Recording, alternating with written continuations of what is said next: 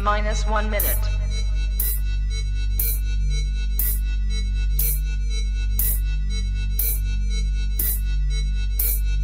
T-minus 50 seconds.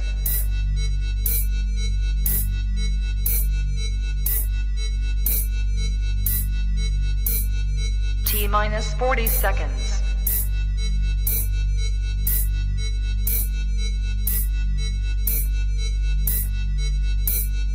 T-minus 30 seconds.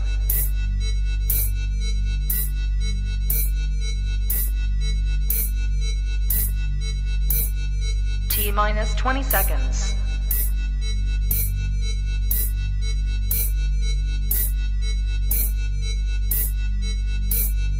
Ten, 9, 8, 7, 6, 5, 4, 3, 2, 1, 0.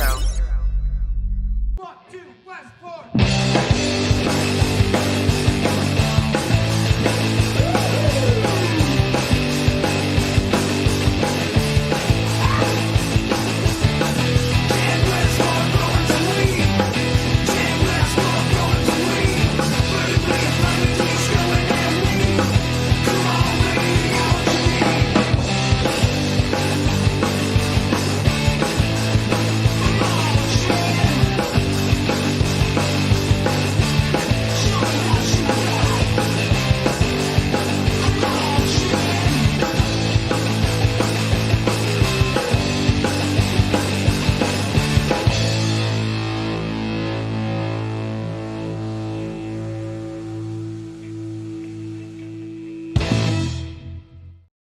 What is up, everybody? How you doing today? Happy Saturday.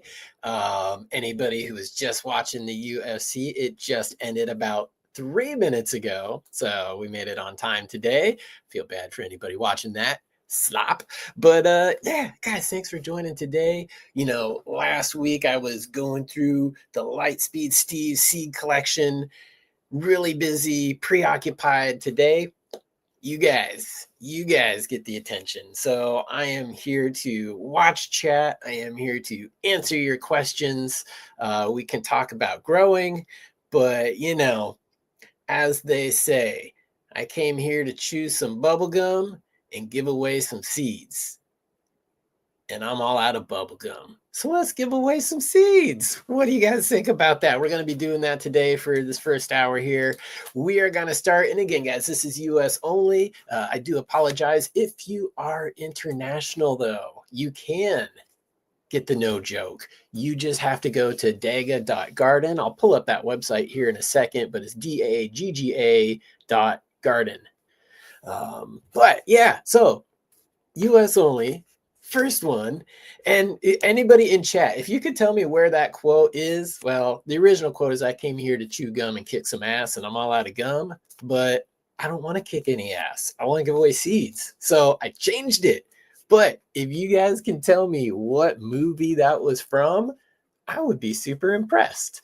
So yeah, guys, let's start it off. Early bird always gets the worm. Thank you for being here early. Thank you for joining. Thank you for being in the house, inside the riot, as I always like to say.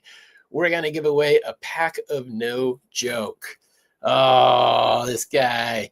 Heck yeah. My man, they live. And you know what?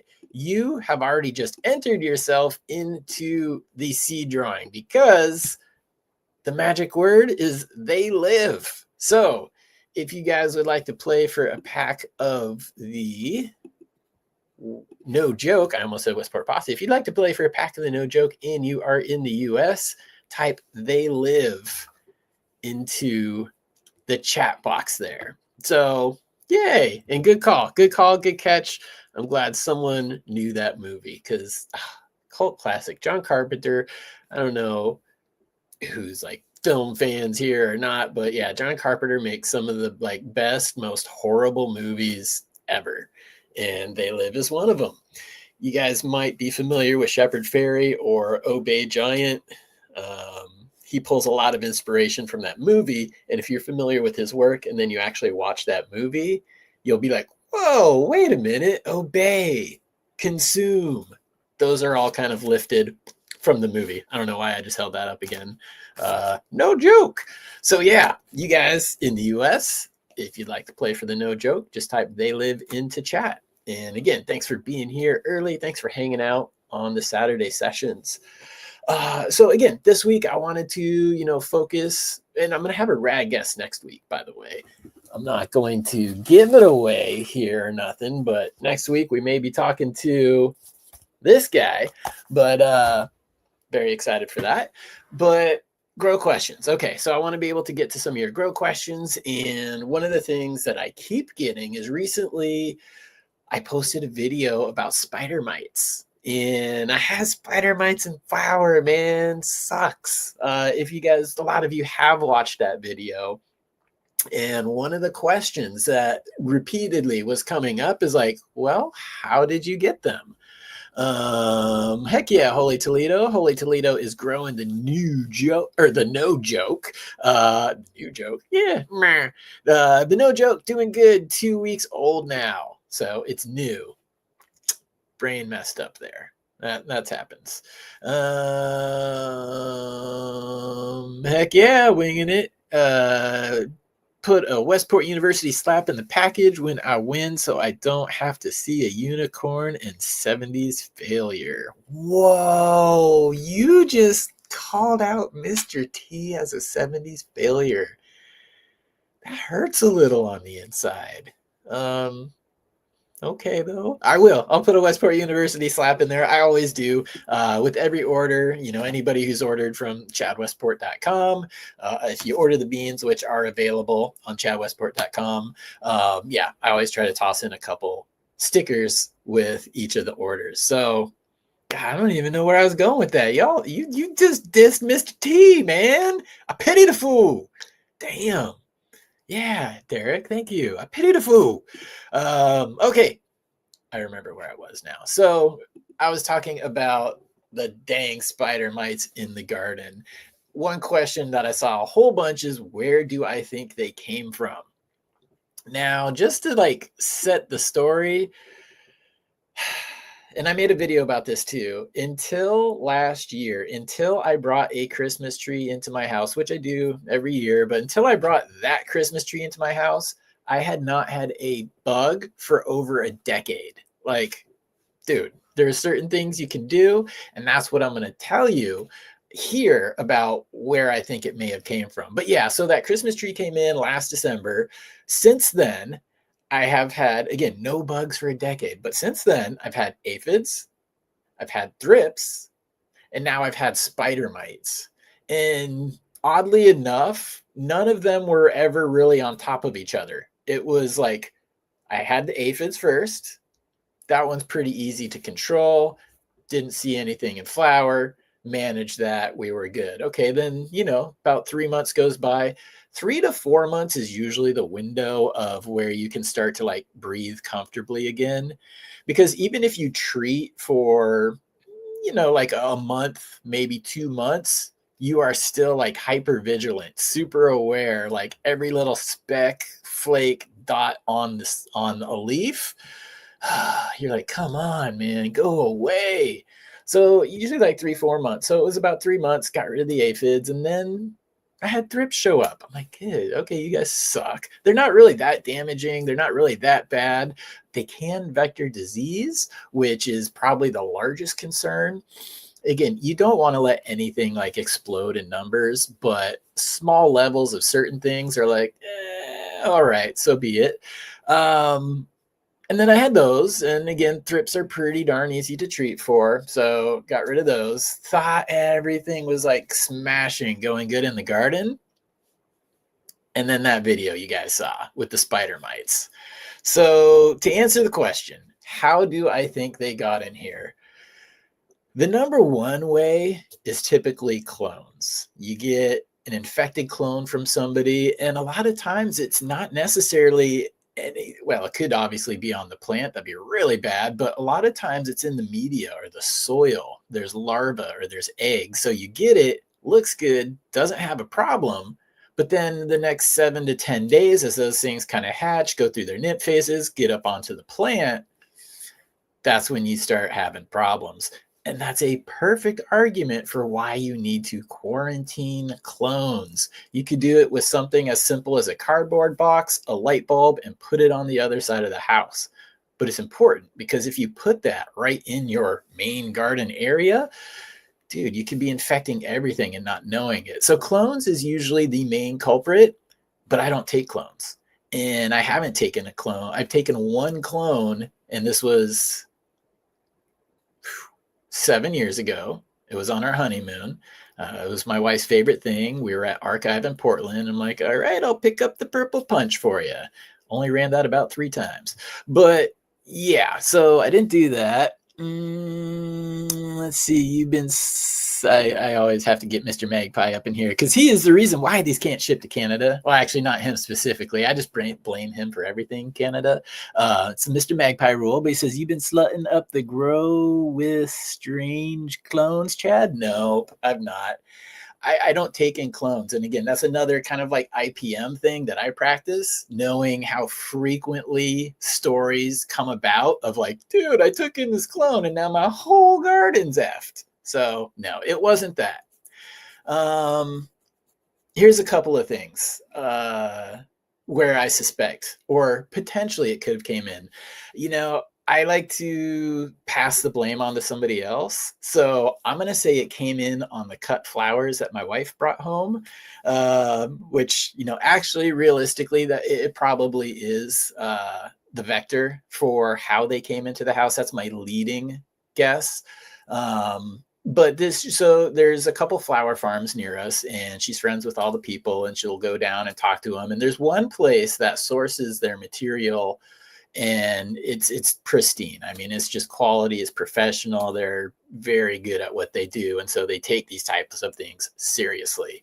The other one is like a local garden, just, hey, this is what I had and I just cut it and I just brought it in, and no controls, no measures, no like scoping, nothing like that. And blackberries or raspberries was kind of like in with the flower arrangement.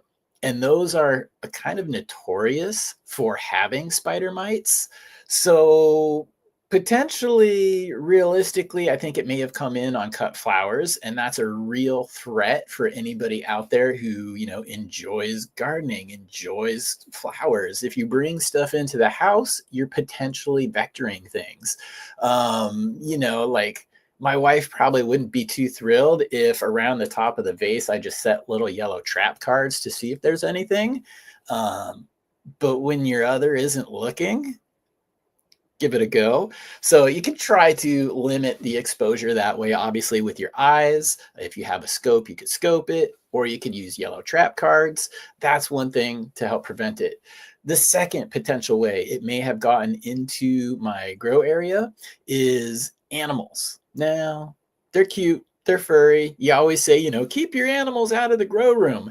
And that's not bad advice at all. It was funny though, because back in the day when you used to like get a sack, sometimes there would be hairs in it, and you can almost kind of tell. This was the joke. You'd be like, oh, German Shepherd hair. This bag came from Joe. So you can almost tell whose bag it was by what type of dog hair was in there. So when the animals are in the garden, as much as you try to keep them away, not literally in the garden, like in your tent, but just walking in that room, walking around, because they go outside, because things will jump on them and then potentially jump off in your grow room. Best practice is just to keep them out of the grow room. So cut flowers, animals, and then the last way, which I suspect it may have come in, but I doubt it. Actually, this is a really good point here. Thank you for mentioning this, Haas, because this happens very often too. And anybody, a lot of the professionals I talk to, you guys have seen Tad Hussey on this channel. He does a lot of consulting with commercial grows. If you're worth a grain of salt, it's standard practice to have extra clothes. And if you go and visit one grow, hopefully they have like Tyvek and booties and things for you to put on while you're there. Whether they do or don't, you have a completely fresh set of clothes, fresh set of socks, fresh set of Fresh set of shoes. Try saying that 10 times fast. Fresh set of shoes. Seriously, fresh set of shoes. That's a hard one. But they have all of that stuff with them in the car. So if they do go to another farm, they're not the vector bringing something from like, yeah, so my first client had this crazy broad mite outbreak. And then, I was just going to the second site to check out their HVAC just to marvel at how well they've set everything up. Dude, you could planning your day. Go to the clean place first, not the buggy spot. But yeah, if you go to somebody else's garden, or you go to another facility, or you go to another grow, scrub yourself, change your clothes, do all of that before visiting anybody else's garden or even your own. And that goes too for, if you're out in the yard working, or if you've just walked through, a field on a nice summer day, or you've been hiking through the woods and you sat down for a picnic, whatever.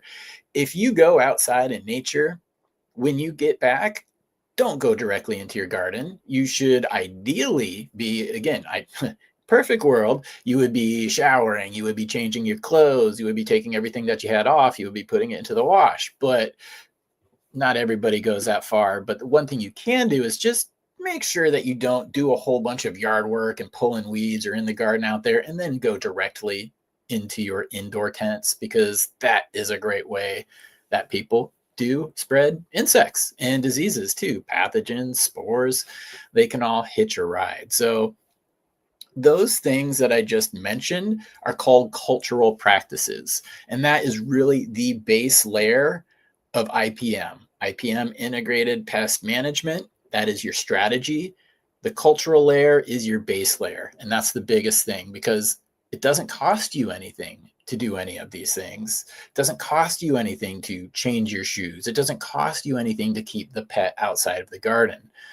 So if you guys follow those, hopefully you can be like me and not have a bug for over a decade.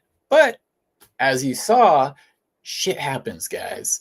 And there were a few comments in the thing as well. It's like, it makes me feel good that I'm a new grower, and it's nice to see even an experienced grower get these. Absolutely, guys. This is not necessarily a new or experienced grower. Bugs can and will happen. So that's why we scout. That's why it's important to look at your plants every day. That's why it's important to pay attention to the leaves. If you start seeing like little shiny spots or little holes or little white spots, you want to look closer. So let's see here if I can get to a few questions. G-Sip, what's up, buddy?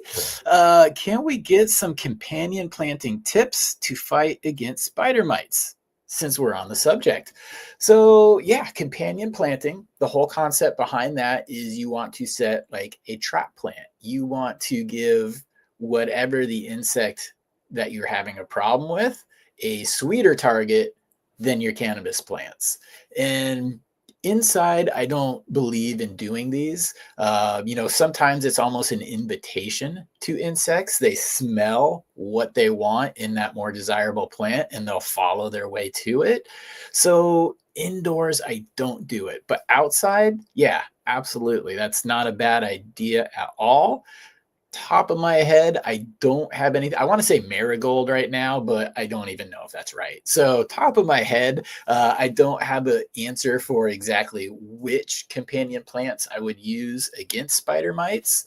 And again, you want to space them far enough away from your cannabis plants. You almost kind of want to build like a border or kind of a net that these bugs would hit first. Because when you're growing outside, a lot of times it doesn't just pop up in the center of your grow. It usually progresses from one side or like one corner. And that actually, if you did watch the video that I did about the mites, that is kind of how it happened to me. The heaviest damage was in the front of my tent. The least damage was in the back of the tent. So they just got in, kind of in the front, were doing their thing, and they slowly worked their way back. But again, you can tell where it came from. Outdoors with trap plants or companion planting, that is something that you can monitor and try to stave it off. If you've, okay, it's vectoring, or I'm not on camera there. If it's vectoring from this side, you know, you can put up extra defenses or do a little bit more to this side of the field or that row of plants, and then just closely monitor these. So good question. Great concept. I'm just not too much of an outdoor grower. I want to be. Just don't have the climate yet, man. It'll happen though. It'll happen. My life goal is to grow those Mendo dope. Mendo dope is like the yardstick I always use. It's like, dude, I want to grow Mendo dope plants, the 25 pounders that are just freaking massive. So that's a goal. Let's, before we get away here, I'll shout out Bad River Farms in the house. Looked at the clock and jumped out of my seat. Yes, good thing that you're here. Glad that you made it. He is growing the No Joke as well, and he's been posting some videos up on the IG, so I appreciate that. We're always happy to see, or I'm always happy to see people growing these things out. So let's actually go ahead and we'll give away this No Joke again for US only, please. Boom. If you type "they live" into the chat, you are entered to that. So let me, 169 of you, I like 171 of you. I like that number. I'll give it a couple seconds here. And 173. Let's hit the draw. All right. Good luck, everybody. Let's see where it goes. Who's going to be the winner today? Rocco 24 Ortiz. Right on, buddy.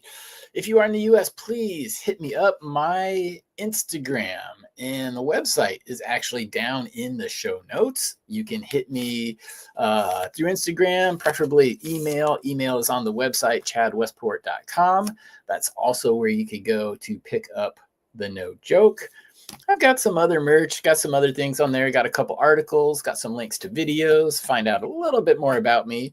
And I also have the strain catalog. So grow notes, things to expect from all of the things that I've released over the past few years. So yeah, congrats, Rocco. Always good to see everybody saying, nice one, congrats.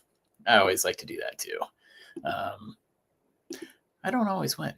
I don't win. I can't remember the last time I won. Oh, well, that's okay. I have a little bit of a seed problem. Let's see here. Shadow Mech. Let me get rid of this. Let's see here. I just saw Jack's Cleaner real quick, and Jack's Cleaner 2. Again, if you're a regular to the channel, you probably know Jack's Cleaner 2 was my first official pro genetics that I got. It's what I judge every lemon thing ever since off of. The terps were so lemony, so caustic that they ate the rubber ring on the ball jars. It would eat those. So freaking awesome. But what is he saying here? It says Jack's Cleaner is known for being more resistant to mold, mildew, and some insects, making it a better option for Florida's high humidity climate than other strains. Thanks, Subcool. Yeah, big up Subcool, TGA. That is the breeder. That is where it came from. And an interesting note too, again, I just mentioned lemon, right? Limonene, super strong terpene. We pick it up. We're familiar with it. Limonene is actually one of the #1 ingredients in mosquito repellents, in different sprays, different bug sprays. So the fact that you're saying it helps repel some insects, I would definitely believe it. It's amazing what uses terpenes have out in the normal world. You know, it's cannabis terpenes and terpenes from a lemon peel. It's the same damn thing, just a different source. So chemically, everything, same dang thing.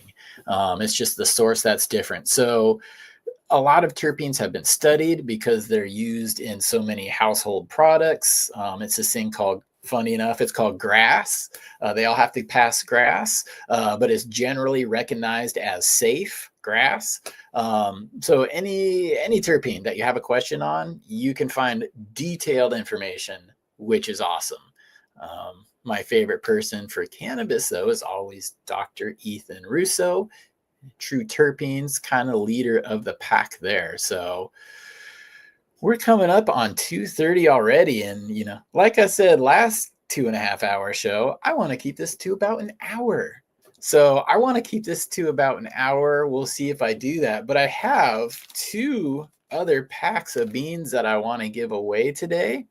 Let's see, where'd that comment go? It says Terp Twerp Twins. We use D-limonene and making Zevo bug spray at our work. Very corrosive, actually. Yeah, very corrosive. Funny enough too. Like, I'm old enough to remember a time before dabs, and then I'm old enough to remember when dabs came around. And we went through like titanium nails, quartz bangers, like the whole gamut. We figured it out. We were the guinea pigs. And in a lot of ways, I'm looking at you vape cart people. There's still people being used as guinea pigs. We'll find out what happens in about 5-10 years. But I wanted to mention D-limonene because D-limonene, and you mentioned that it's very corrosive. In high enough concentrations and at high enough heat, it can be deadly. Not in the amounts that we were taking, but the heat that we were like volatilizing and combusting those terpenes at with, the early days of dabs, that stuff could have done some damage and probably did do some damage to some people. So yeah, again, generally recognized as safe, but as my buddy Brandon Hudson from KIS Organics always says, the lethality is in the dose. I could drink a cup of water and be fine. But if I drank, a bathtub full of water, I'd die. So the lethalness is in the dosage, which is true for many things. Let's see. Haas Farms again. For some reason, you're catching my eye today, sir. When will Miss Cool Ice be ready? Anytime soon? No and yes. Just usually yes and no, right? But no, because I preliminarily decided not to release it because I had 2 people from a small group of about 10 that had very minor intersex traits. Now, one of these people, Johnny, may be in chat.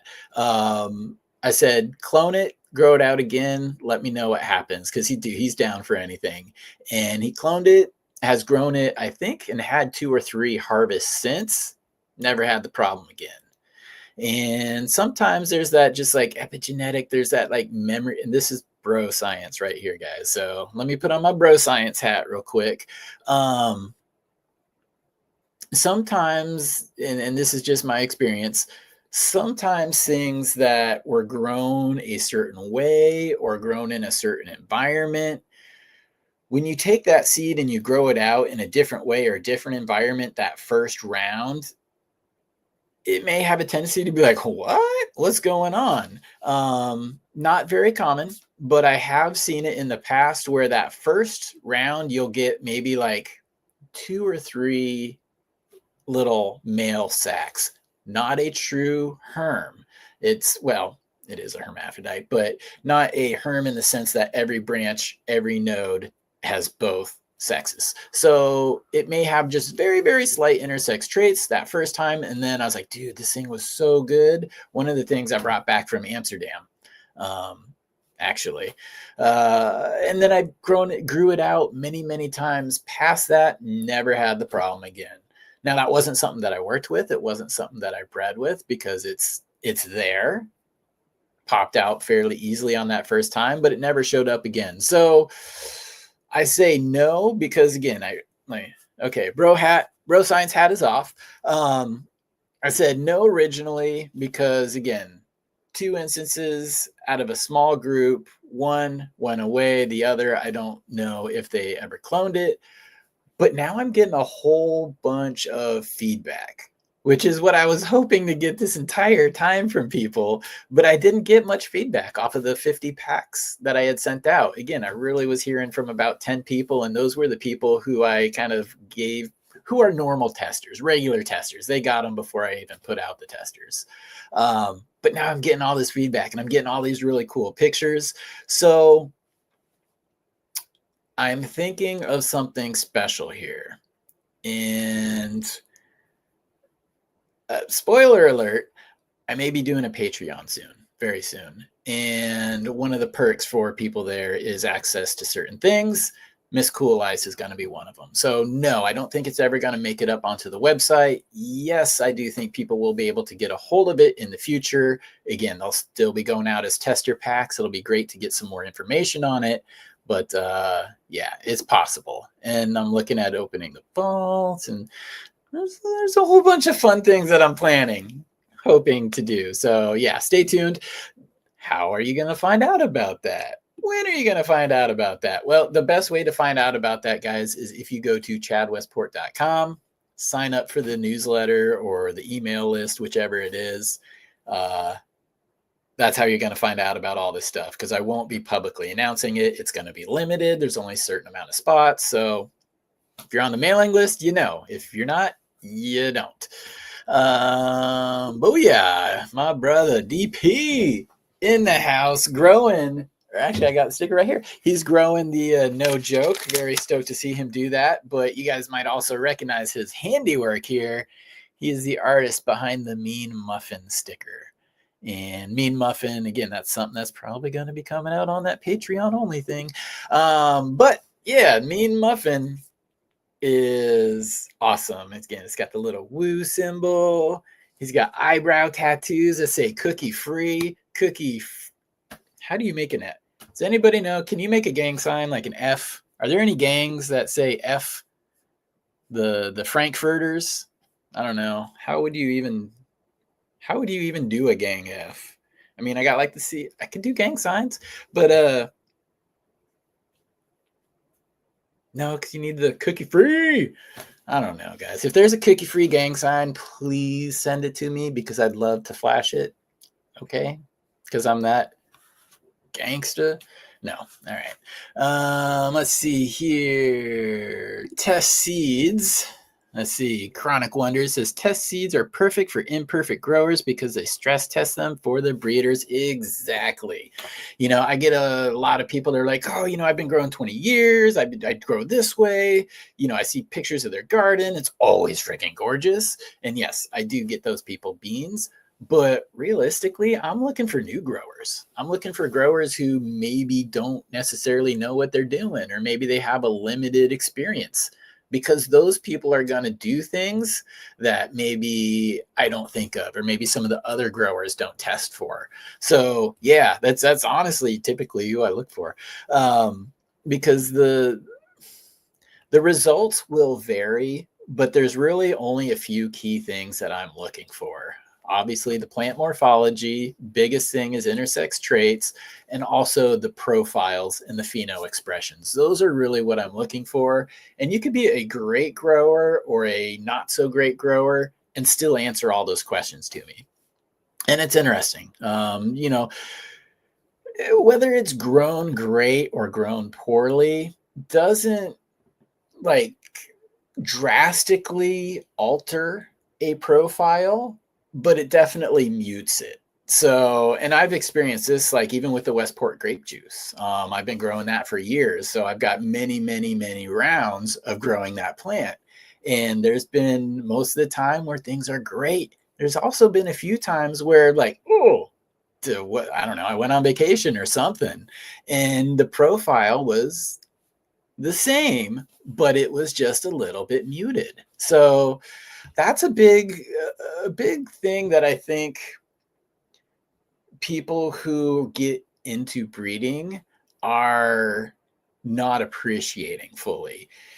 You have to be a good grower to get the maximum potential to express itself. So if you're not really growing something to its full potential, you could be missing out. So yeah, growing good, you get the best expressions. Something here that I want to pull up. Oh, let's see. Iggy, it says my no joke is 4 weeks from being don't they're big. They grow easy and frosty as hell. Can't wait to smoke these beautiful buds. Heck yeah, Iggy. That's freaking awesome. Thank you for sharing that. I hope you enjoy, and thank you for growing those. I had a buddy, State 3 from Oregon. He is in the legal market down there, State 3 Farms. I just reposted his story on Instagram. So yeah, he does things right. Small family owned farm, organically grown. Like the guy just does everything the right way, as far as what I consider the right way. And he's planted some of the no jokes. He is now, I think, about his third week or fourth week of flower, and he just posted a little reel up on Instagram. He's very happy with them. He's likes how they look. He says the profile, I can't really pinpoint it. I like it. It's strong. And the amount of frost that it had for the age, he was impressed. And to me, that means a lot. Like, again, he does things the right way, but he's also a, like commercial, or he's in the legal system in Oregon. So he's seen a lot of things. He's grown a lot of things. He actually grows a lot of landrace strains, which is one of the few people that does it. His Acapulco Gold was featured in Forbes magazine. I believe Panama Red. I can't remember which strain, but it's one of the old strains is photographed for that book Higher, which is an amazing book. I actually do have that book on my website. But he's growing out the no joke, and he's impressed. I would be freaking ecstatic if that actually made it into the Oregon rec market. Like, I would go to a store and buy my own stuff happily, just to be like, yo, I just bought some no joke. So I'm very excited about that. Looking forward to how he finishes off his no joke there. And you as well, Iggy. So you're in the fourth week right now. Just a little bit more time to go. Let's see, Shadow Mech. I saw GSC, and so I just like, okay, I'm gonna put that comment up. GSC, if you don't know, short for Girl Scout Cookies. My favorite, not really, strain in the world. Found a GSC trap-like pheno and runts-like pheno. That is Gas Fruit Frost Beast. Nice. Okay, I like that. Fruity gas is kind of a popular thing. Grumpy Toad, good to see you. Another friend of the show, another person who has donated some beans to me to give to you.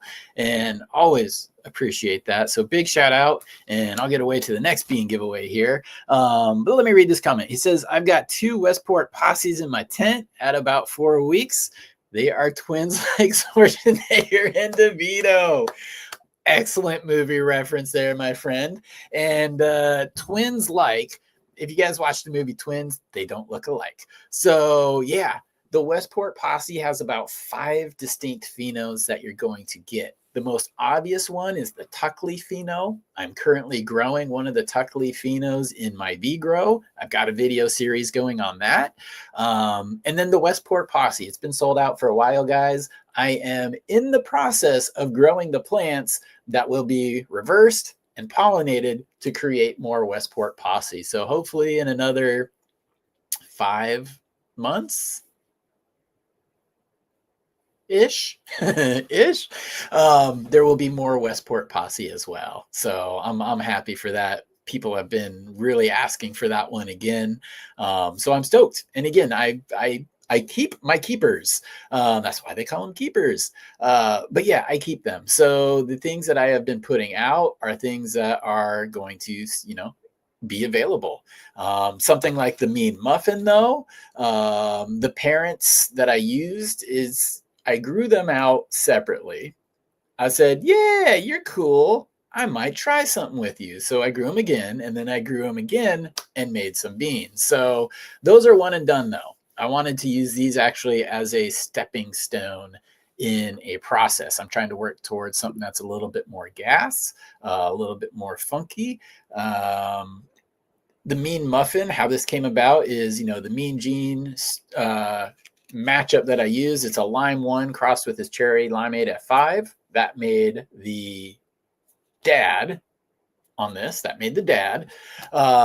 Crossed with the Humboldt Seed Company Blueberry Muffin. Now, the Mean Gene, that dad, his sisters loved those plants, but they were a little too tall for me, and they went a little too long in flower. So what did I do? I took something with the absolute shortest flowering time I am aware of. That is the Humboldt Seed Company Blueberry Muffin, 45 to 55 days. Typically 50 days, it's done. It's won competitions at 48 days. So if I could influence that, that mean gene with that blueberry to bring the flowering time down, but still retain the profile, voila, in a perfect world, right, guys? I wish breeding was that easy, but you have to run the beans to find out. And I am right now. And I'm actually out of the 3 crosses I did with this tester group, Mean Muffin so far is leading the way as far as aroma, as far as the shape that I like. And we'll see how they finish, if they're faster than the others or if they're all the same. So it could go either way. But yeah, that Mean Muffin, I'm getting pretty stoked on right now. And let me change the giveaway word here, because we're going to do another bean giveaway. Again, thank you guys for hanging out. So let me hit enter there. Okay, I want to go. Actually, I'll bring up his Instagram here in a second. But again, this is, yes, beans, beans, beans, happy, happy, happy, joy, joy, happy, happy, joy, joy, happy, happy, joy, joy, happy, happy, joy, joy, happy, happy, joy, joy. Everybody remember Ren and Stimpy. Ren and Stimpy rocked. Okay, Ben Affleck, whatever, dude. Ren and Stimpy did rock. God, go away, Ben Affleck. Let's give away these. Okay, so these are Skunk Steps Volume 1, but these are from Fourth House Genetics. He had sent me some beans. He's someone who has been working towards rediscovering that roadkill skunk. So he's kind of been a connoisseur, picking beans from different breeders who are like, yeah, mine's the shit. Yeah, mine's the shit. So he's been getting different skunks and running through them. And he's been going through a very nice selection process. This is part of that. So it's the Skunk Steps. But Skunk Steps is from Fourth House Genetics. Let me bring up his IG page here. Whoops, wrong button. My goodness, I've never done this before. Okay, so can we see his page? Yeah, let me blow up his page full time. So Fourth House Genetics, this is where the Skunk Steps come from, but this is his page. And you can see, some of his process running through those solo cups. It's got everything hanging up to dry here. But this is Dan. He's been a guest on the show in the past, and I have a feeling he'll be a guest here again in the future. But you could kind of follow the process here of his hunt for the skunk and some of the results that he's been getting and some of the, profiles. He's pretty good at detailing them, pretty good at talking about them. This right here, Skunk Steps number 1. Yep. That's what we got right here, guys. So if you are, oh God, I'm not even in this. I wasn't even in the screen. Was I even talking there? Anybody hear me? My goodness. Who does this thing? Anyways, you'll be playing for Skunk Steps. I don't know what you guys saw. I don't know what you heard, but you'll be playing for Skunk Steps Volume 1 from Fourth House Genetics. So if you are in the US, please, in the chat box, just go ahead and type the word skunk. Pretty easy. Not too difficult to figure out. Loud and clear. Okay, I heard you, Robert. Thank you very much. Jeff, thank you. All right, good to know. Sometimes you come back to the screen and you're like, oh, dude, did I even hit the record button here? So thank you for that. Skunk is a name we have. Was death? No one can read. I've heard. Let's see. Skunk is a name. I can't decipher that one. Laura Ohana. But yeah, I'm excited. I'm keeping some of these for myself. Actually, he sent me four different vials there of these. So, ooh, you see the seeds in there. But yeah, so I'm gonna give away one here, and then we're gonna do another one before the end of the show. So let me stop talking. This is something that I did last week when I just was showing off seeds. Because dead air, dude, dead air when you're watching a podcast, listening to a podcast, it's like the death of it. But that means you always have to be talking. So let's take a small chronic break. Actually, I'm just going to have a toke and look at chat for any questions. So cheers, guys. Got my little mini coffee in my juice box, double fisted today, prepared for, a long show. Yeah. All right. DP's getting in on it. He's saying skunk. Molly loves monkey skunk. AJ Bird skunk. Skanger skunk. Jizzo Johnson skunk. Yeah, guys, just go ahead and if you are in the US. Uh-oh. Where'd he go? Who let this guy in here? Holla. The best beard in cannabis. Holla. What's up, buddy? Good to see you in here. And Hillbilly Herb, you know what? I may be going to your cherry wine next. I like to have some CBD on hand, guys, because I kind of like to smoke constantly throughout the day.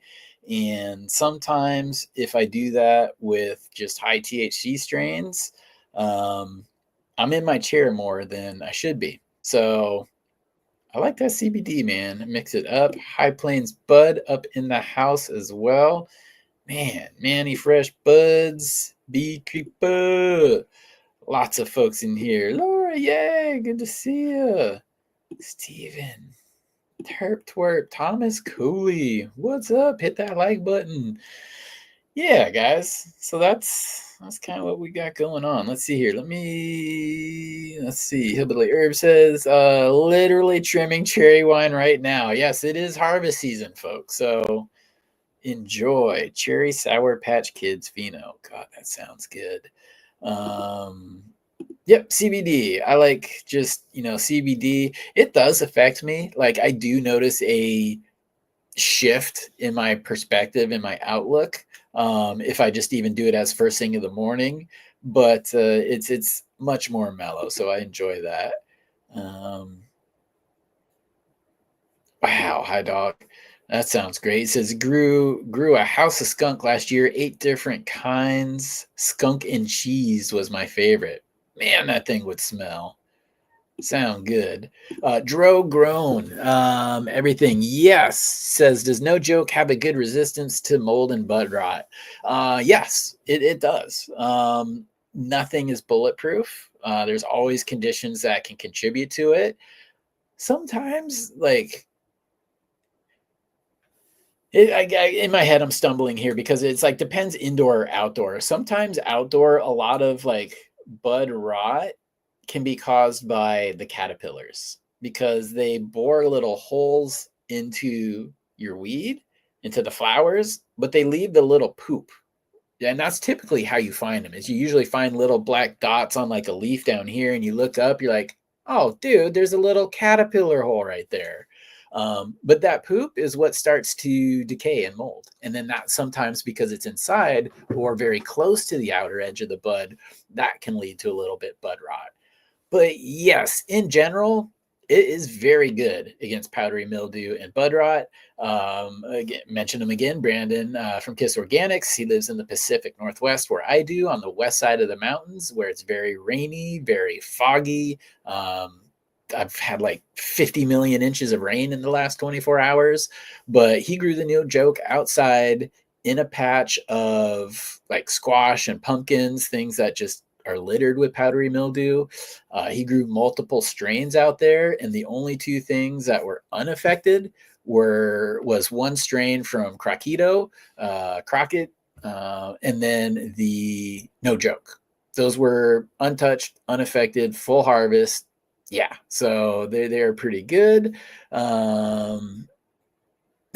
I don't know what that's in relation to. I missed the earlier comment, but the burner herm fairy visiting at night. Yeah, that's a meme waiting to happen is like burner with some like fairy wings and a little like wand over your plants. And then all of a sudden just big old flopping out. So, yep.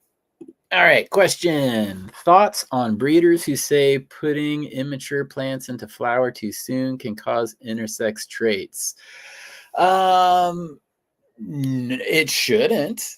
I wouldn't agree with that. And so the first part of that is who say putting immature plants into flower. So that first part, immature plants. What makes a mature plant? Um, if you've ever grown or if you've ever kept a plant in veg long enough, for me, it's usually around 7 or 8 nodes. However, a month, 2 months into the veg cycle, you may start to see what is called pre-flowers. And that's where you get like that little bract at the, where the branch, your main stem, and then you've got the branches going off. Well, right here, sometimes you get those little pre-flowers. And even like as they mature, I get pictures from a lot of people like, dude, do I have a male? Because they have just like one big pod at that area. And it's just, a swollen bract. So sexual maturity. There is a thought in cannabis that if your plant reaches sexual maturity, which is when you start to see those pre-flowers, it begins the flowering process faster. That's when it's ready to be put into flower. That's when it should go into flower hormonally, timing wise, and all of that. Boom, that's when you want it to go into flower. So by putting immature plants meaning ones that haven't reached that sexual maturity, you may not be seeing pre-flowers on it, which we do all the time. So it's not out of the ordinary to put immature or premature plants into flower. We do it all the time. It's something I would expect people to do. So if that simple act of starting it into flower before you actually see pre-flowers was the thing that was causing a herm trait, that's not good. So no, I wouldn't agree that just because you start flowering an immature plant, it's going to herm. It shouldn't. My bet is those genetics, even if it was taken to sexual maturity and still flowered, you'd see the same hermaphroditic traits.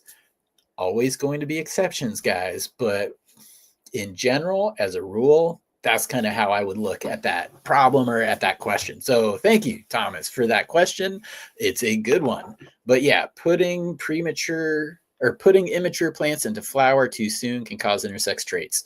No, I wouldn't necessarily agree with that.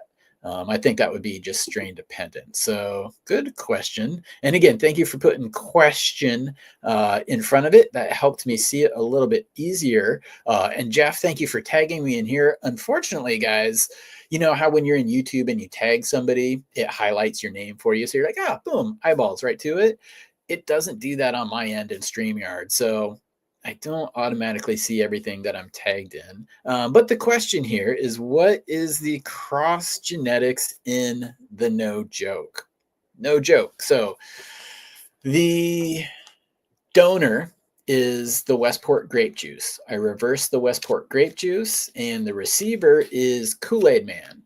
So the Kool-Aid Man was a feminized line as well. It was from Belief Cannabis. What Kool-Aid Man is the watermelon mimosa number 10 from Lit Farms crossed with the creature from Belief. He then put that out as Kool-Aid Man. I got those beans. I selected from that. And that is the receiver in the no joke. So that's the lineage on the no joke there. Let's see here. Let's see, Andy's got a comment to follow up on that. I would think light shock will cause herm traits with an immature plant. Light shock, again, that could be a couple different things. You could shock a plant with light by doing a weird lighting schedule. 10 off, 2 on, 3 off, 5 on, whatever crazy combination. You can stress a plant that way. You can also shock a plant, though, with too much light. Perfect example is putting a seedling, under a big, powerful, bright HPS lamp. You're probably going to fry your plant. It's just too much. Shocks the plant, dead. So a couple different ways you could actually shock a plant with a light there. Bob Gnarly, my pleasure. Saturday evening treat. KJ, yeah, buddy. Cheers, everyone. Hope you're doing well. Derek Kurt, can you describe the terps on the No Joke? Actually, yeah, let's do this. Let's do this together, guys. All right, so let me show you how to do this real quick. Stop that screen, go over here. I'm going to share. All right, so do we see it? Yes. Okay, so we see it now. My God, why is mine so damn small? That's which, no. Wow.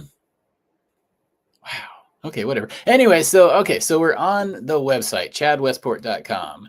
This is where you find my stuff in the store right here. Info, gift card I just added, but work. So we're on the main page here, and we've got 6 different tabs. And I guess I'll just go through a tour here real quick.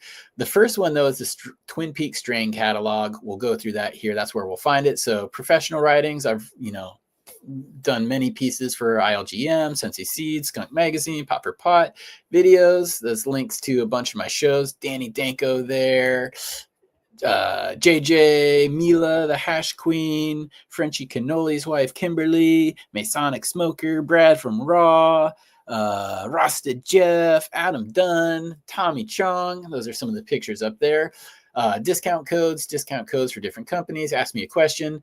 And the Westport Blend soil collaboration that I've got with KIS Organics. Pretty awesome water-only soil. You can order that on the KIS Organics website. But let me go back to answering your question here. Okay, so we're going to scroll over to the Twin Peaks strain catalog. We're going to open this up. And here we go. These are some of the things that I've released in the past. We've got Nakatomi Plaza right there. We've got Chud right there. The Westport Posse. And we get down here to the No Joke. So if I click on any of these pictures, really, it will take us to the page that, boom, it has the description. So let me just read here what the profiles are. And these profiles are actually, I agree with them, but these are written by people who tested and grew out this strain. So no joke. So profile number one, and this is my favorite. This is my keeper, the one that I have here at home. So profile one, my favorite. Profile number one, the aroma is a strong combination of strawberries, fruit punch, and cherry Vicks with a tropical twist. This powerful combination also translates into the flavor from your dry hit all the way to the roach. One of the no joke testers, Shield Maiden's Garden, said, one pheno in particular gives me this loud fruit punch red Gatorade aroma that I can't wait to try. So that one is my personal favorite. I really enjoy that profile. That's something that just, dude, it coats your mouth. It just stays in there. It's good. But this other profile number two, oddly enough, is pretty much identical to the Kool-Aid Man. So I already have that profile in my stable, which is probably why I selected the other one for myself. But profile number two that you can expect, again, there's really two profiles to this. But profile two, this is a savory profile in contrast to the previous pheno. There is a generally mild, earthy funk with a hint of chicken soup or bouillon. This tends to be the taller pheno and has slightly higher amounts of trichomes. One of the no joke testers, Red State, pic shown above, said, it reminds me in a way of white truffle. Coincidentally, white truffle. Well, okay. Stop myself here. I was going to say, coincidentally, white truffle comes from Real Cannabis as well. But then there's the whole pretty much everybody agrees upon name game that he played with Best Coast Genetics. Best Coast Genetics had this thing called Monkey Butter, I believe it was. And basically, homie just took it, renamed it, and called it White Truffle. So,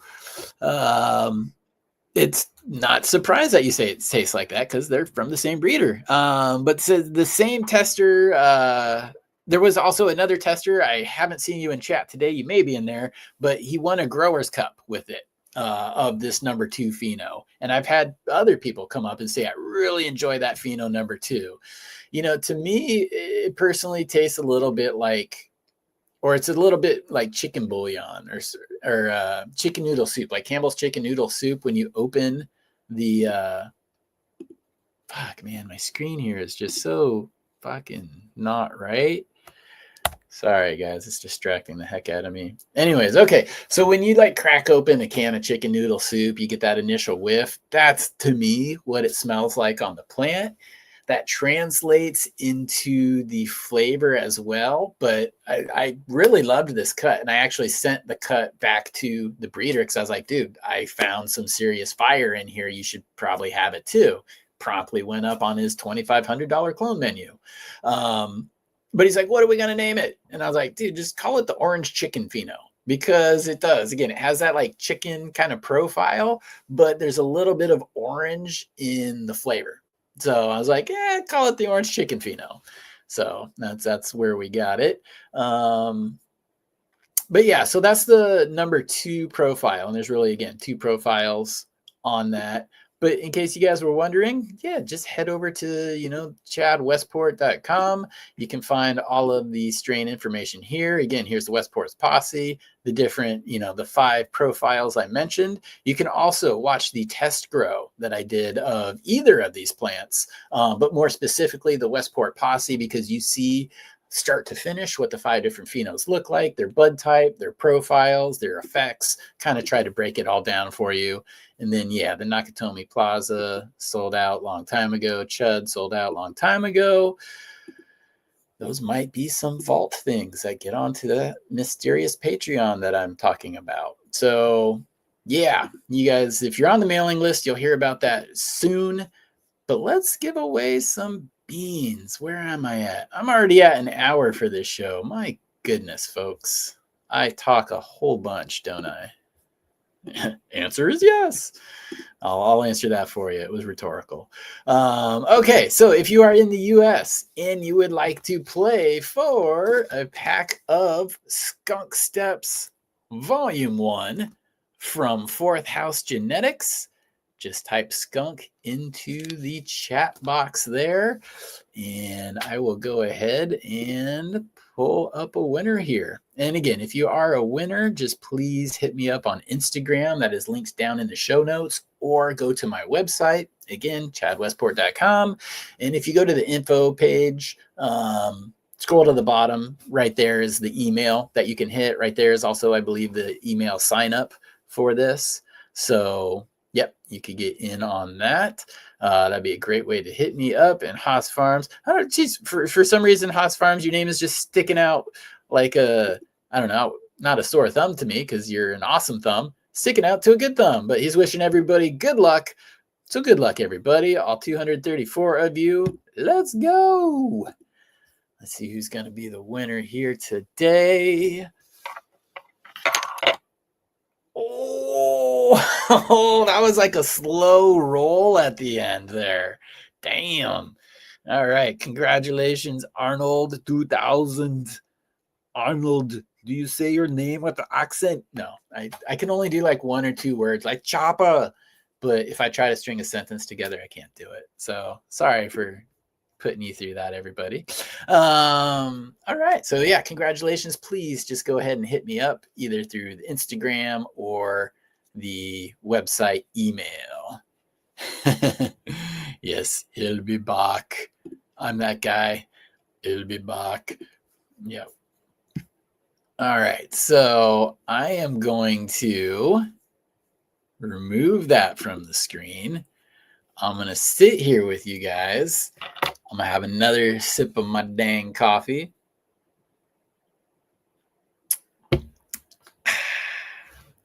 Why do people always do that, man? That drives me nuts. Like, you ever sit next to that person, like at the restaurant, or sometimes with your friend in the car, and like every sip, it's all, like, what the hell is that, man? Did you forget to breathe while you're drinking or something? I don't know. I have weird little synchronicities. I'm weird, man. Sometimes little things bug me. They make no sense, and I know it's my hang up. But yeah, please, if you're ever out in public and you go, just don't. That's my PSA for the day. Oh my gosh. I'm gonna have another toke here. So I'm gonna look for a couple questions. If anybody has any questions, go ahead and throw them into chat now. And then we're gonna do another pack of the skunk steps, because 2 for you, 2 for me. That's how it goes. All right. I see a question here. Thank you, Robert, for putting the question in front of it. The question, is there any way to get more than 2 phenotypes? Absolutely. Like, you're lucky if you get 2 phenotypes. That pretty much is the goal. Like 1 or 2 expressions from seeds. That's the goal. That should be the goal for any breeder, because when you give a description, that's what people are going to get. When you sell to a commercial facility, they don't want plants that are this, that high. They want homozygous. That's the fancy word for it, but all the same. A perfect example I always use is corn. Drive by any cornfield, acres and acres and acres of corn. It's like this much height difference between all of them.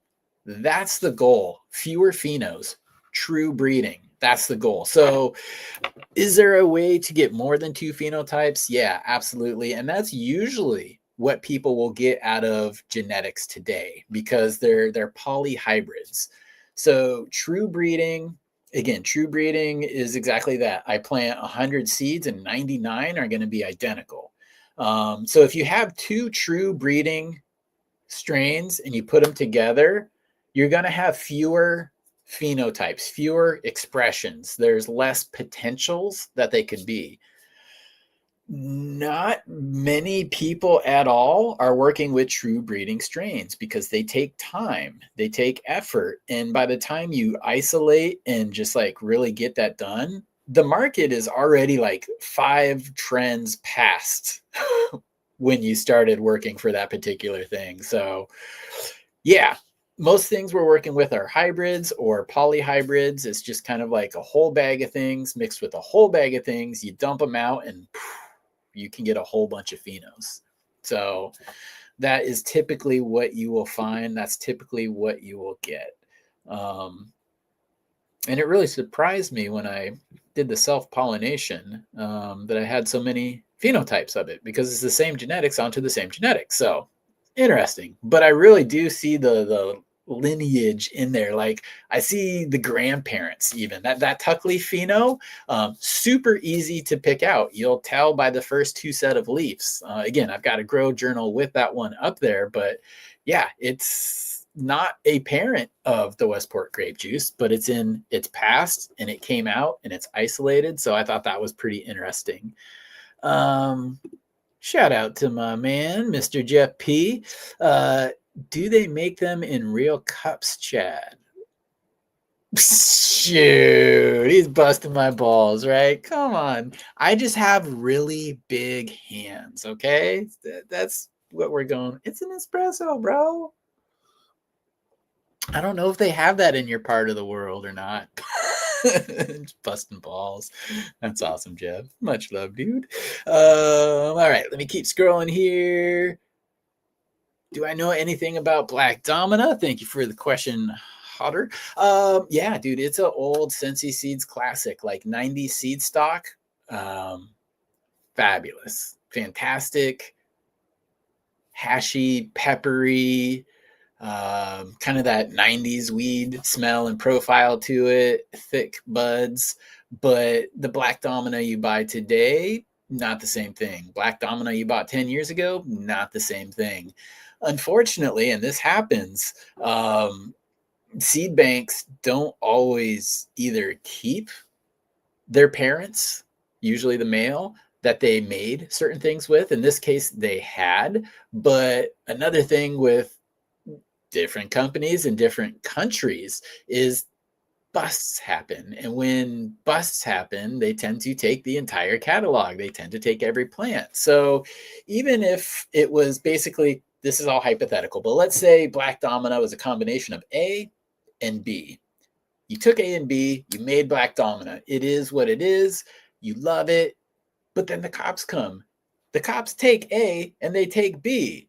You no longer have those. But your homie across the street who you stashed some seeds with still has seeds that the A came from and seeds that the B came from. You can't just pop new A seeds and B seeds, put them together and be like, yeah, it's the same thing, because they're different parents. And that's why keeping those keepers is so important. So Black Domina of today is nothing like what it was in the 90s, which is when it really kind of earned its reputation and earned its hype. Although I would say that comparing it to the cultivars we have today, just even the looks, the trichome coverage, looks, by looks, I mean trichome coverage, I mean the color, I mean bud density, but also THC percentage is probably not a 20%er, or as they have to be today, 30%er. But honestly, I would probably describe it as a little bit boring by today's standards. It was good for the time. I would still enjoy it, still a heavy hitter, but we just have so many more options available today that I think it would get kind of drowned out in the wash there. So let me go back here. I'm just going to go to the other screen here and we'll get the last giveaway up and running here. I don't know why I chose this word, but I did. So if you guys would like to play for another pack of the Skunk Steps, again, this came courtesy of Fourth House Genetics. You can find them on Instagram. This is the Skunk Steps. If you want to play for a pack of these, and I do believe they are regulars, by the way, guys, go ahead and in the chat box, just type wash. I don't know, maybe it was because thinking of the Black Domina and those older genetics, this not an era when people would be like, okay, but how does it wash, right? Because that's a very common, very popular question with any genetics today. It's like, well, how does it wash? But those, a lot of that 90s stuff, man, I don't think they would be good washers. I mean, obviously, people were making hash back then. Duh. A lot of it was dry sift. Maybe, the isolator, so water hash as well, but they weren't quite doing it the way that we know how to do it today. And the way we know how to do it today is much better, because really the old world ways, they're awesome, but you need hillsides of, a mountain of cannabis plants to make meaningful impact there. Let's see here. Hawaii Sustained. I believe he would be washing back then. All of our conversations and the many years that we've been together in chat, I absolutely would believe that you were a bit ahead of the time back then in doing these types of things. So very cool. Let's see here. This is a good way of looking at it. Syntax mentions, and I my brain is putting this in relation to like that Black Domina. It's a primary color. Kind of amazed there's not crazy crosses from it though. But yeah, primary color is a good word, a good way to look at that. There's a lot of building blocks that aren't by themselves super sexy in today's like cannabis landscape. I feel like a D-bag for saying cannabis landscape, but yeah, there's some things that they wouldn't be super sexy, but they are the backbone for a lot of things. And like land races, people romanticize land races a lot because, it's, these other world genetics, and they just have all these, crazy psychedelic highs with no ceiling. And yeah, the effects are what you're after, but a lot of land races have very serious intersex trait issues. A lot of them grow like crap. A lot of them look like garbage, but they've got magic in there. And so they make good kind of like primary colors, again, building blocks. So I always kind of look at things in like eras. And, like in the 70s, I wasn't old enough to be consuming, hardly even in the 80s. But I kind of track things back to, like in the 70s and the 60s and the 50s, a lot of things didn't have names. They were just from the name was the region of origin. So Oaxacan, Colombia, Panama Red. That's typically where the names came from. And then we started getting into the 80s. We started getting into a lot of the seed banks. A lot of the Netherlands seed banks started mid 80s, some sooner, but majority were kind of mid 80s. So that's when those land races started turning into like the Afghani number ones, the skunk number ones, the black dominas. Like I think Afghani number one is like Colombian times Mexican times there's one other one, but it's another like land race one. So you have the like regions, origins, and then you have the Afghani ones, the skunk ones, and then that in the 90s kind of led to like the OGs and the Kushes, and then those kind of led to like the cookies and et cetera, et cetera. So different primary colors can be used that spawn so many different unique palettes. But yeah, Syntax primary color was a good way of putting that into context there. So let me keep scrolling down here. Banana goat. I've not heard of that one. I wonder if it's a banana OG or a banana god crossed with the golden goat. The banana stuff has been hitting.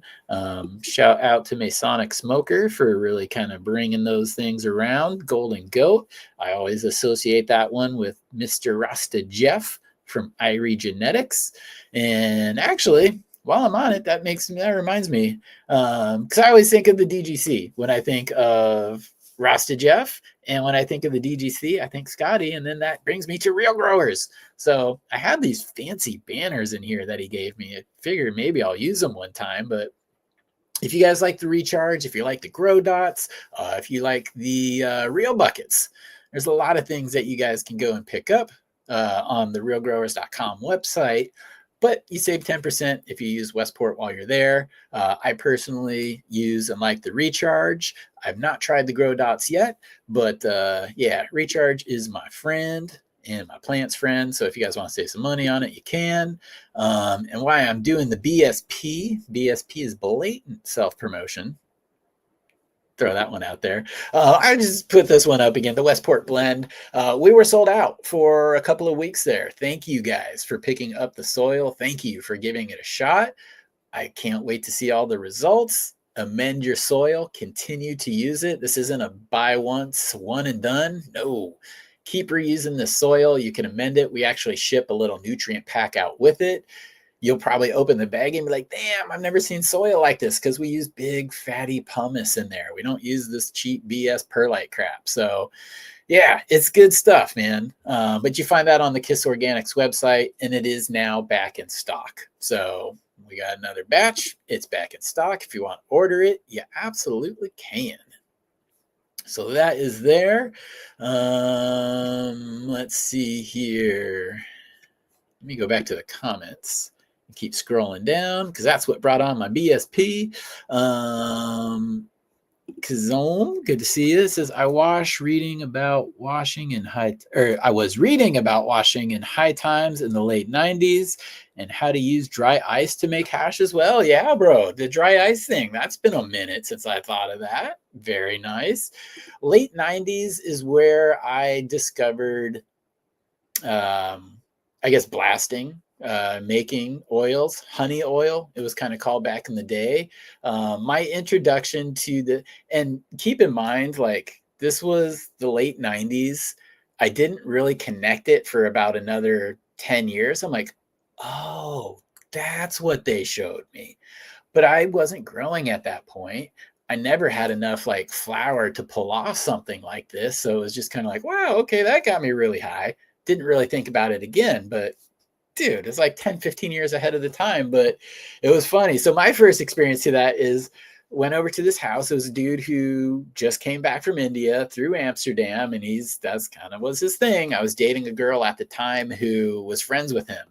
And he was an older dude, but he had some cool experiences. But anyways, so we were over at his apartment, had a pen like this, but it was actually like the clear tube ones. And a homie just like took this out, took the cap off the end, and started shoving flour down into the pen. I'm like, okay.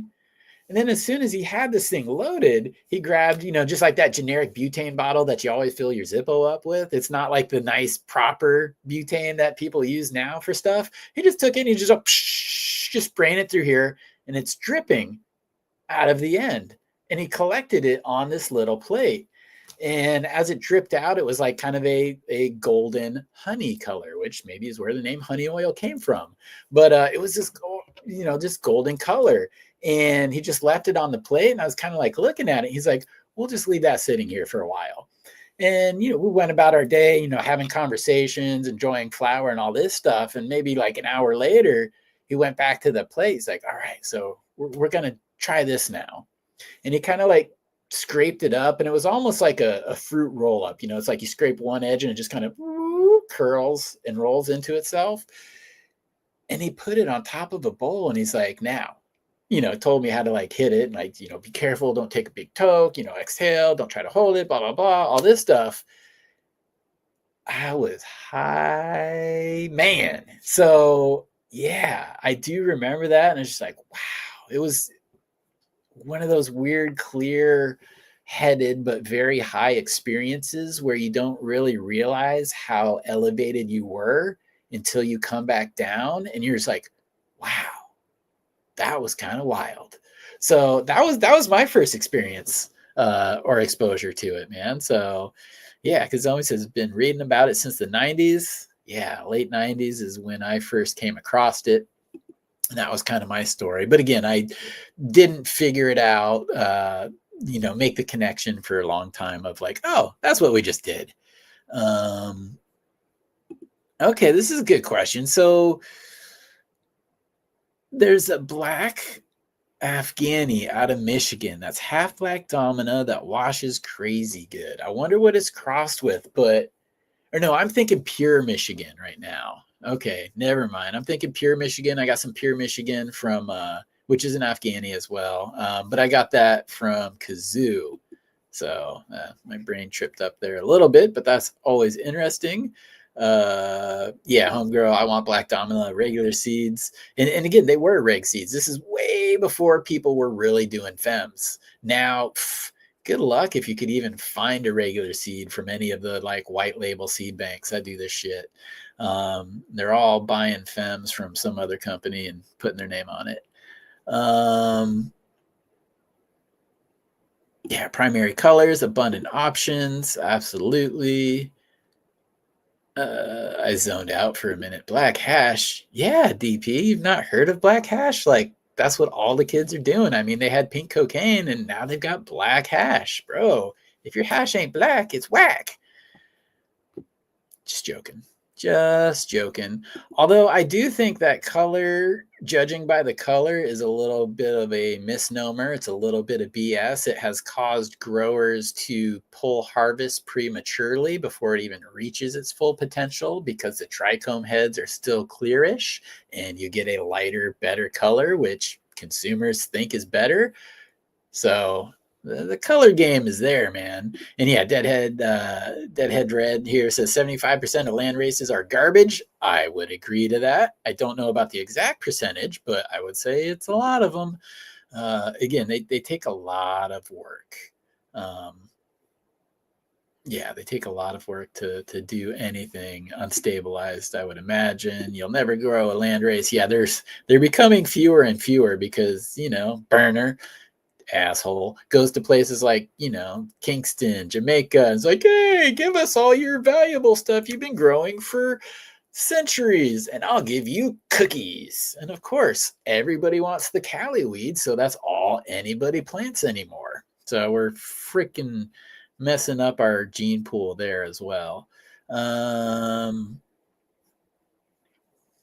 Syntax again saying someone should cross that with something modern. I bet you'll find something really different. Me personally, that is a big part of my breeding outlook. So again, another fancy word here, heterosis, hybrid vigor. The way you get hybrid vigor is by breeding two things that are very distinctly different. something old, something new. That old thing doesn't have anything like cookies or whatever in it. So when you cross them, a lot of times you do get that hybrid vigor. But when you're talking about crossing like gelato with gelato, they're so closely related that you get a lot of inbreeding depression. And a lot of people hear about, oh well, it's a slow vegger, or it takes a long time before it's ready to flower. It's because the gene pool is getting muddied. Again, those polyhybrids, we're getting closer and closer, and we keep breeding closer and closer things, and we're hitting that inbreeding depression. So yeah, you're absolutely on point, and that is something that I do try and do intentionally. Chud is an Afghani #1. It's old Cincy seed stock that I brought back from Amsterdam with me. And those things just produce massive chunky colas. That's something I wanted to introduce into some of the newer genetics. Chud is the Afghani #1 crossed with the Westport grape juice. Everybody who's grown it has had big old baby arm freaking colas on it, whether you're indoors or outdoors. So my point of the cross worked out, but it was, again, an example of me taking something that's old and crossing it with something that's relatively new. And they did. I got that nice hybrid vigor out of it. Everybody's pulling pounds off of those things. So yeah. Let's see here. We'll give a couple more minutes. Let's see here. Jade Nectar kills it with land races. I'm familiar with the name, have been for years. He was actually just recently brought up to me again by DP, who's in the chat. It's like, bro, you check out what he's doing lately? So yeah, there are some people. Another person who does a lot of work with like cool, crazy stuff and actually goes to collect them is Bodhi. Now, don't be confused. There's green Bodhi, and then there's Bodhi. Bodhi is plant more seeds. Green Bodhi is green Bodhi, but gets confusing. Both cool dudes, both good genetics. Well, I've never met the guys. I've never had personal conversations with them, but I like what I have seen about them. So yeah, Jade Nectar though, I've seen his stuff. Wash your balls. But Jade Nectar, I've seen his stuff up on the Future Cannabis Project. So let's see. Let me scroll down here. Next comment. Oh, whoops, I went all the way to the bottom there. Dang it. I hit the wrong button. I meant to hit that button. All right, well. Nice. Shadow Mech still got some of the chud. Nice. Rookoff, he says, I crossed, no joke, chicken to Lemon Jeff. Lemon Jeffrey, I'm assuming, from Irie Genetics. That would be freaking awesome. I would love to see how that turned out. That'd be crazy if it was like a lemon chicken, right? I had the orange chicken to start with. Now you've got the lemon chicken. That would be pretty freaking bad ass.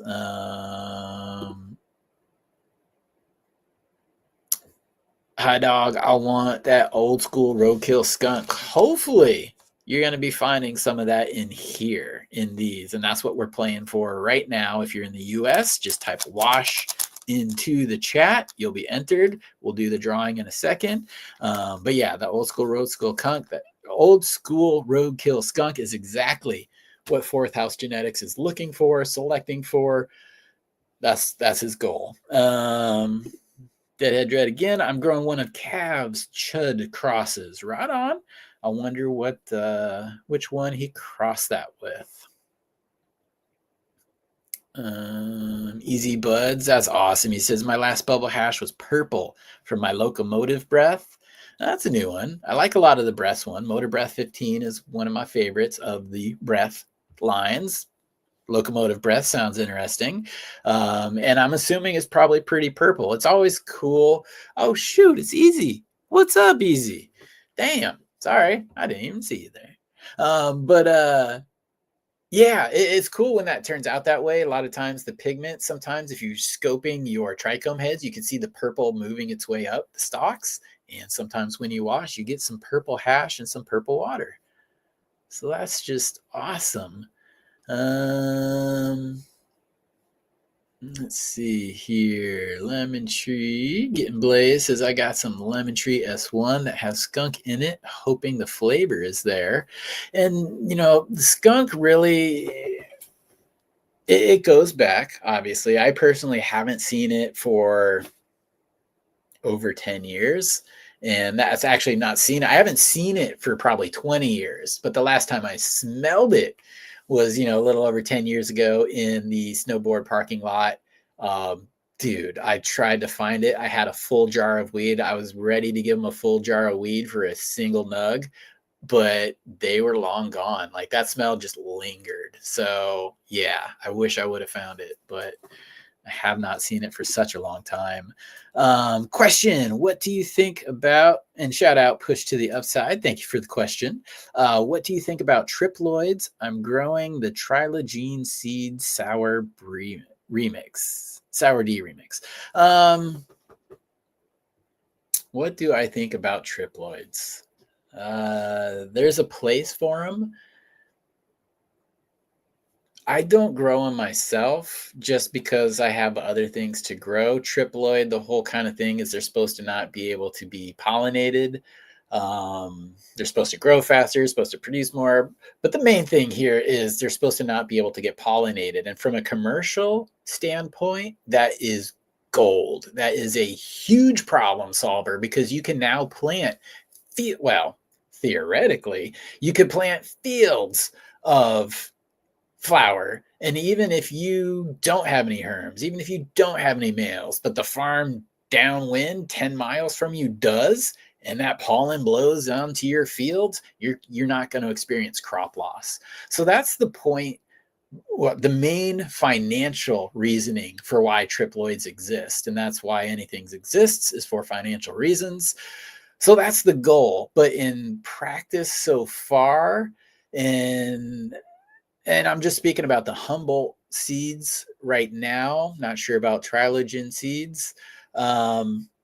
It was like a seedless watermelon, man, which is complete bullshit because we all bite into a seedless watermelon and you have a bunch of little immature white seeds in them. It's like, bro, it's still got seeds. I don't care if it's mature or not. The point is no seeds. And that's what they found with some of these triploids that have been pollinated, is they may not produce viable seeds, but there was still immature little white seeds in a lot of the flower. So hopefully the technology advances. I'm pretty positive it will, because again, that's a huge financial risk to any grower that's growing outdoor on scale, is pollination, whether it's from your field or a neighbor's field. So if you can remove or eliminate that worry, you're in the money. So I'm sure that'll happen one day. They'll get there. Thank you for the question. Good question. But yeah, I've not grown them myself. Should have probably just started with that. Not grown them myself. Don't necessarily have any plans to, just because I have so many other things to get ahead, or to grow ahead of that. Let's see here. Scrolling down. You got to check them out, Chad. Okay. Trilogene. For some reason, that name is popping out in my head. Now, I don't know if that's the collab with ILGM and, oh God, Evil People. Phylos. They've got some projects that are going there. So I wonder if it's part of that.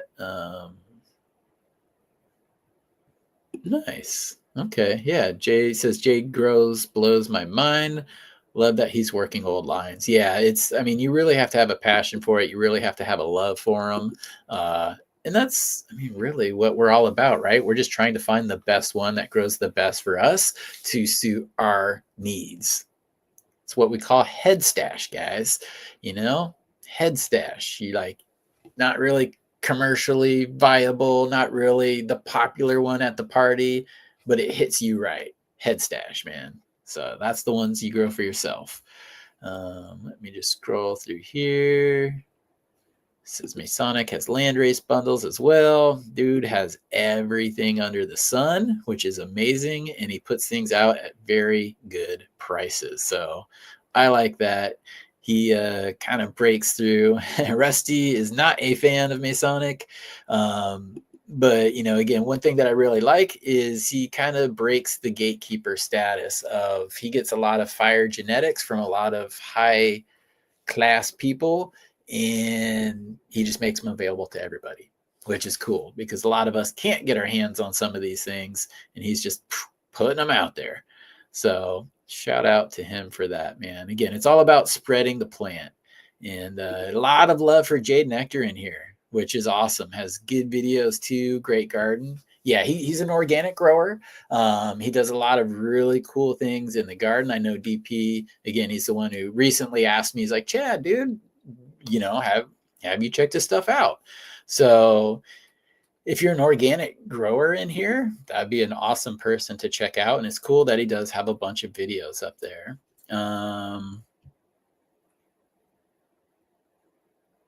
Reading Derek's comment. He's just saying there's some guys with some cool stuff. I haven't heard of them, but I will take a look. Yeah, again, Tommy, big fan of Jade Nectar here.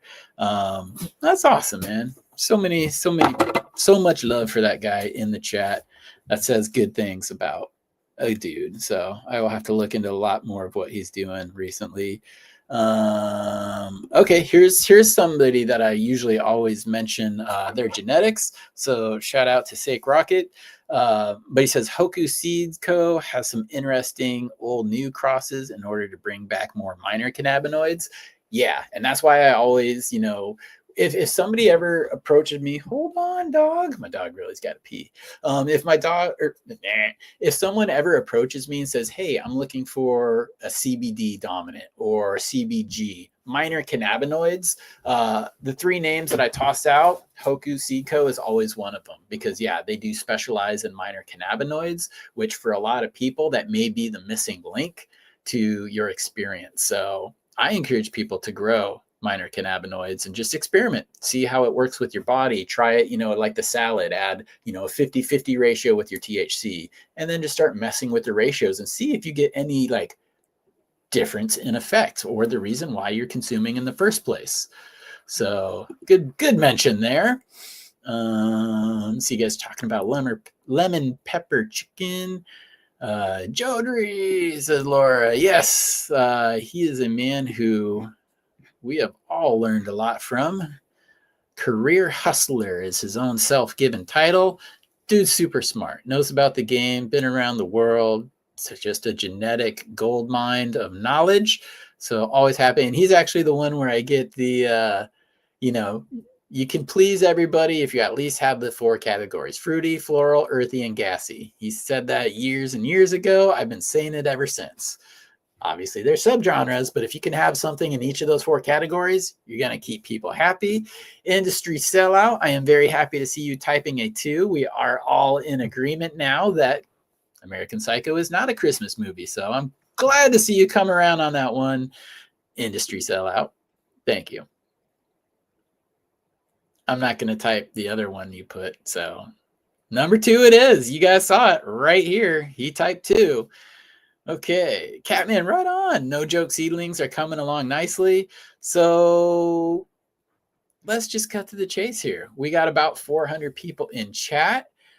We're going to give away the skunk steps right now. So if you're in the US, I'm going to give you just a few more seconds to type to type wash into the chat if you're in the US.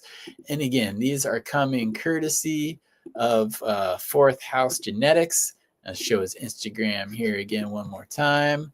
There he is holding up the Skunk Step Volume 1, telling you a little bit more about it. But go over to his Instagram page. That's what it looks like, Fourth_House_Genetics. And you can get a hold of Dan. You can see more of his projects. You could see more of his selections and basically just see exactly what he's doing over there. So, all right, let me fix my screen here again. Why are things weird?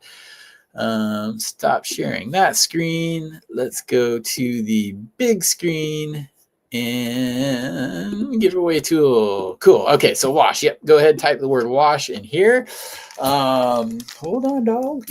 All right, so closing seconds here. I don't know if I have anything important to say. I don't think so. ChadWestport.com. You can pick up the No Joke. You can pick up other gear and merch. I do have a new a new Westport University video coming out this week. Pretty excited about that. Just putting the finishing touches on the editing right now. Very stoked for this one because actually, my homeboy, Mr. Industry Sellout, he was the one who helped make this episode possible by getting me some information. And so, Damon, I will be sending you a link to the video before it goes up, just so you could take a look at it. Send it over to Jeremy if you like. But yeah, this is something that I've been working on for close to 2 years, guys, which amazes me, from the original air date to today, to when I actually got the answers I'm looking for. It's about 2 years. So yeah, new Westport University video coming out this Thursday, and next Saturday, same bad time, same back channel, we're going to be talking to the author of this book. Guy you might already know, but I'm excited about that because I've always enjoyed my conversations with Bingus. So without further ado, again, if you are the winner or any of the winners on the show today, hit me up on Instagram down in the show notes, or better yet, hit me up on the email through the website. And I'm just going to take a sip of my gigantic coffee in my gigantic, ginormous hands right now. Right? God, who does that? Yeah, good suggestion, Thomas. All right, let's go. Everybody, 277 of you, good luck. Again, just hit me up on IG or the email for the website, chadwestport.com, if you're the winner. Who's it gonna be? AMC A McWeed. All right, you have won yourself the pack of the skunk steps. A McWeed. Cool. Just hit me up, man, and I will get those in the mail. I'm going to have some more awesome things to give away here in the future. Mr. Spliff is supposedly sending me a bunch of things to get out to you guys. So always giveaways on the lives. We'll be doing it again next week. So Chad Westport YouTube channel, 2 p.m. Tune in. I appreciate you guys hanging out today. I appreciate the questions. It's been fun. I've had a good time. I'm going to shut up, though, and get myself some weed, man. I need to smoke. I've been talking this whole time. So what do you think about that, Mr. Ben Affleck? Whatever. Thanks for hanging out today, guys. Much love. I will see you around. I will be in the chats joining you and having some fun here for the rest of the week until you see me again. Chad Westport, party on, guys. 1, 2, Westport.